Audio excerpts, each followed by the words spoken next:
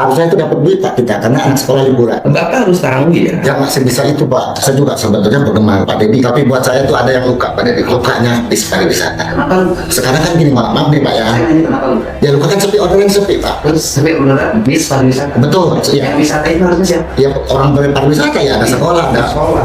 bukan, saya juga paham, cuma yang dari sekolah ini juga apa ya namanya juga konsumen lah ibarat Pak. Karena kalau bis beda dengan travel. Konsumen objek. Objek sorry ya. Ini saya keluh kesah aja. Kalau saya punya tanggung jawab itu saya tuh jadi pengusaha itu bukan orang kaya. Saya usaha berdiri dari awal, saya dari calon terminal. Ya alhamdulillah sekarang bisa jadi pengusaha Pak. Cuman ya dari situ setelah berjalannya waktu dengan adanya larang Bapak ini bus-bus saya itu listriknya udah nggak terbayar karena ada pengurangan. Berarti kan Bapak ngutang bus. Ngutang bus. Dengan mengandalkan anak sekolah sebagai objek. Oh bukan, di antaranya.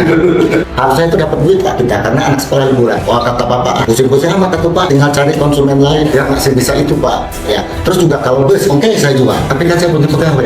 Gubernur itu memimpin 54 juta rakyat, maka gubernur harus mengetahui apa yang menjadi skala prioritas dari 54 juta itu. Penurunan kualitas ekonomi yang dialami oleh pengusaha bis, sopir, jasa wisata. Saya juga boleh ngomong, ini juga selama bertahun-tahun ada ratusan ribu orang tua yang mengalami penderitaan. Lebih dari jumlah karyawan. Saya ini hidup itu puluhan tahun, hidup dari rumah ke rumah, bertemu dengan orang, terima besar orang tua pinjam bank, kerja nyangkut, tidak dibayar, itu jumlahnya ratusan ribu.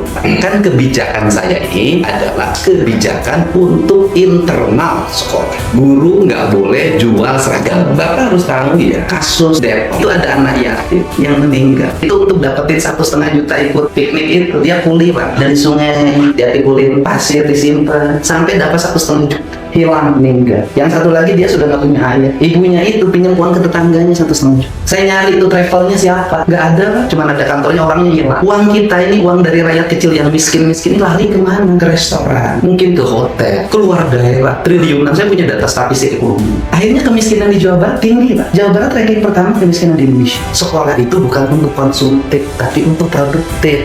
Guru nggak boleh ada outing kelas, karena bukan hanya studi tour saja, outing kelas. Pemerintah ini sudah salah terlama. Akibatnya sebuah kesalahan yang terus-menerus itu menjadi kebenaran. Otak kepala sekolah nggak boleh duit. Karena saya tahu kok setiap studi tour itu ada fee buat kepala sekolah. Dan itu fee-nya sampai 200 juta. Kalau saya orientasi jadi gubernur populer.